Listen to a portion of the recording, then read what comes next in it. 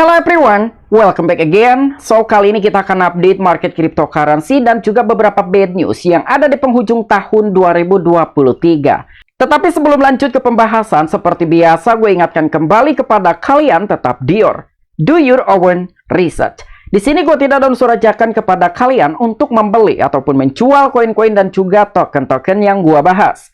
So, apapun resikonya gue tidak ikut bertanggung jawab. Oke, kali ini kita akan bahas beberapa bad news yang mungkin menjadikan salah satu katalis terjadinya crash the market kali ini. Pertama, kita akan membahas dengan salah seorang yang telah mengata-ngatakan tolol terhadap investor cryptocurrency. Tetapi dengan catatan bukan berarti di sini gua akan memprovokasi kalian selaku gua salah seorang investor yang masih aktif dalam sektor kripto. Jadi gua harap bijaklah dalam menanggapi suatu permasalahan kira-kira apa yang telah disampaikan oleh seseorang tersebut yang mengatakan tolol terhadap investor kripto. Kedua, kita akan membahas dengan salah satu proyek yang telah resmi mengajukan kebangkrutan. Dan untuk yang terakhir, kita akan membahas dengan adanya suatu rumor dari salah satu bursa dengan salah seorang CEO yang telah menghapus di dalam salah satu platform sosial media X. Dan tanpa mengurangi rasa hormat gua untuk teman-teman semua, so di sini gua ucapkan banyak-banyak terima kasih kepada kalian yang selalu support channel ini.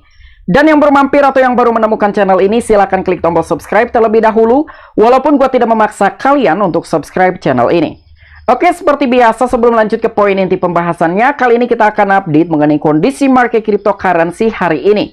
Apakah hari ini sedang terjadi kenaikan atau sedang dalam tahap koreksi? Melihat kondisi market cryptocurrency hari ini, nampaknya sedang terjadi koreksi ataupun merah merona, walaupun dalam volume perdagangan sedang terjadi kenaikan di atas 10%. Tetapi dari total market cap sedang terjadi penurunan sekitar 0,67% dan beginilah kondisi market cryptocurrency hari ini. Dan untuk Bitcoin sedang terjadi penurunan di atas 1%. Ada Ethereum hampir 1%, Solana hampir 3%, ada BNB hampir 2%.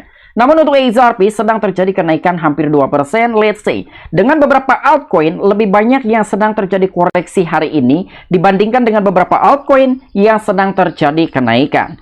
Oke, untuk informasi lebih lengkap dan lebih lanjutnya seperti apa, so gak perlu banyak basa-basi, kita langsung saja masuk ke sumber informasinya. Oke, pertama kita akan membahas dengan salah seorang yang telah mencuit hanya Gen Z dan milenial tolol yang gak bisa bedain investasi dan spekulatif. Kripto kok dibilang investment.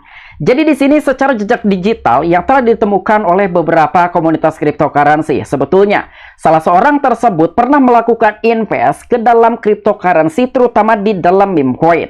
Sehingga terjadilah beberapa asumsi yang telah menanggapi dengan adanya suatu cuitan seperti ini. Apakah sebetulnya sosok tersebut mengalami sangkut ketika melakukan invest di dalam meme coin? Atau mungkin berita seperti demikian hanya sekedar cari sensasi. Namun secara asumsi gue pribadi dengan menanggapi adanya sebuah cuitan seperti ini yang telah memancing emosi di kalangan komunitas cryptocurrency. Daripada harus menjustifikasi dengan salah satu instrumen investasi terutama di dalam cryptocurrency. Lebih baik memberikan pemahaman terhadap beberapa masyarakat yang baru mau memulai untuk melakukan investasi agar tidak hanya sekedar spekulasi.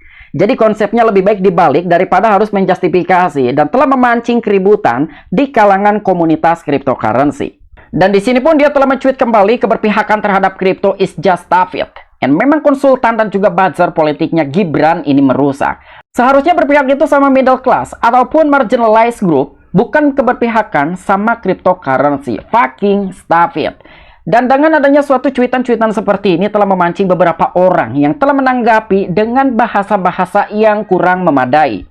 Karena mungkin secara istilahnya tidak akan ada api jika tidak ada asap. Dan di sini ada salah seorang yang telah memberikan rekam jejak digital dari salah seorang tersebut yang sebelumnya telah melakukan invest terhadap cryptocurrency, salah satunya meme coin. Jadi di sini pada tahun 2021 tepatnya di bulan Mei, sosok tersebut telah mencuit in Doge with trust. Jadi dia memiliki suatu kepercayaan dengan salah satu meme coin bertema Doge yaitu Dogecoin.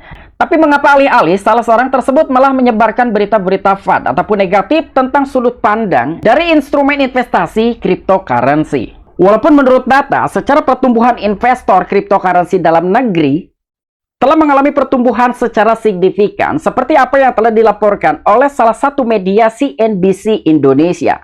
Jadi kali ini investor cryptocurrency dalam negeri ataupun rakyat Indonesia telah tembus mencapai 17,54 juta orang.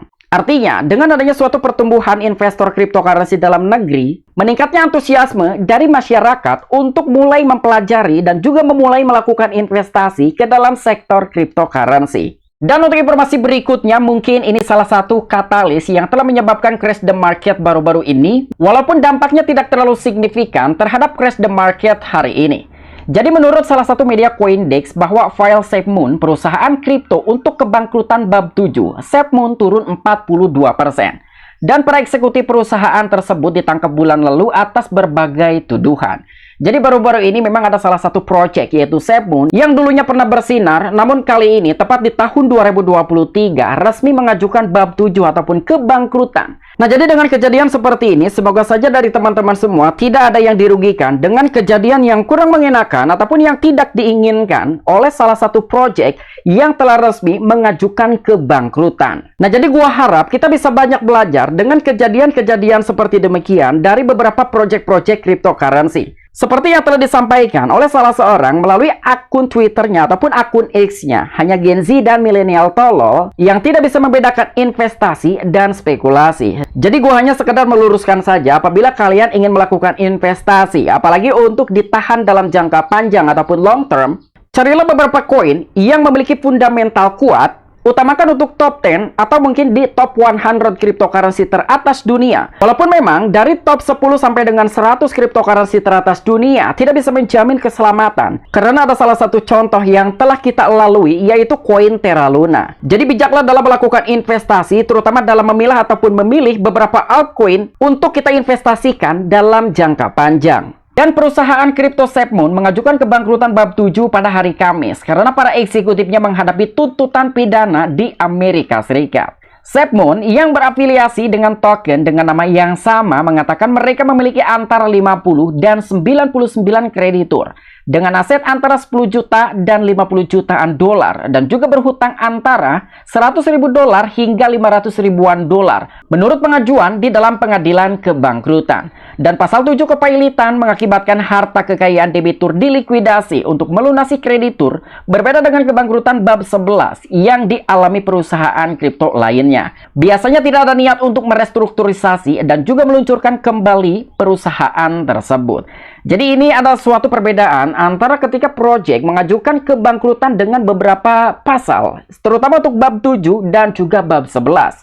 Untuk salah satu proyek cryptocurrency baru-baru ini yaitu SafeMoon yang telah mengajukan kebangkrutan dengan bab 7 pada hari Kamis.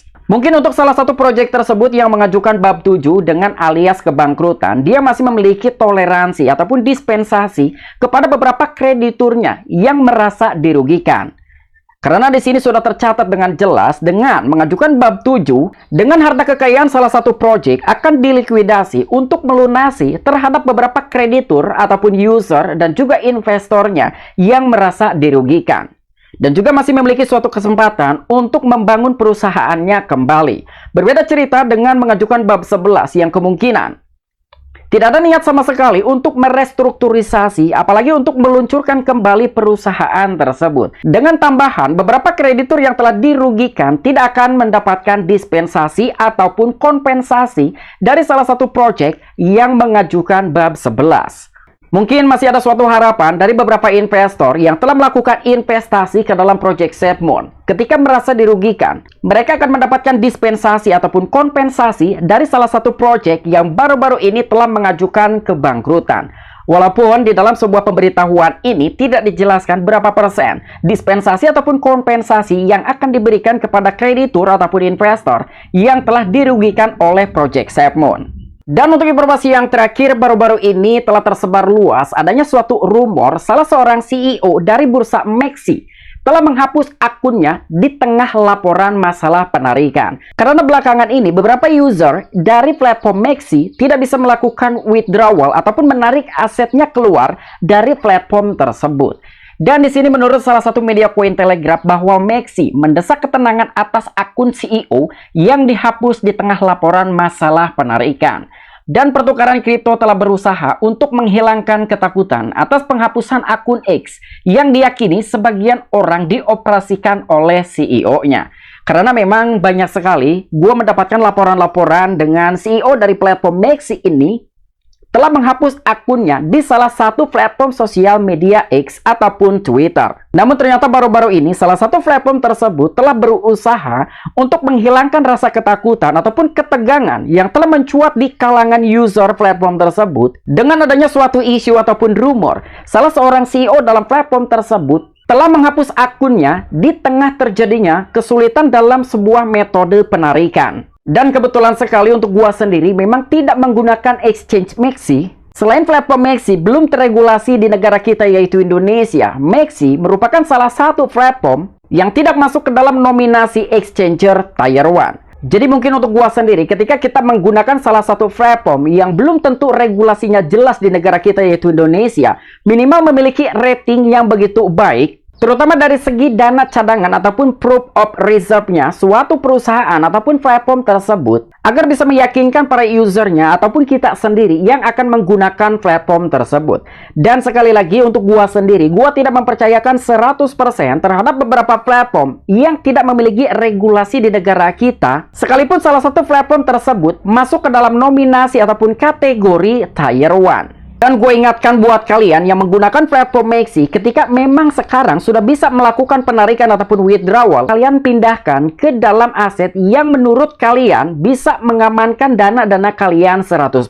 Dan sekali lagi, bukan berarti di sini gue ngevat tentang platform Maxi, tetapi gue hanya sekedar mengingatkan terhadap kalian yang masih menggunakan platform tersebut. Karena sudah bukan 1-2 orang saja, beberapa influencer kripto dalam negeri ataupun yang ada di Indonesia sudah memberikan notis bahwa Maxi ini ada sedikit kecurigaan-kecurigaan dalam pengoperasian di dalamnya.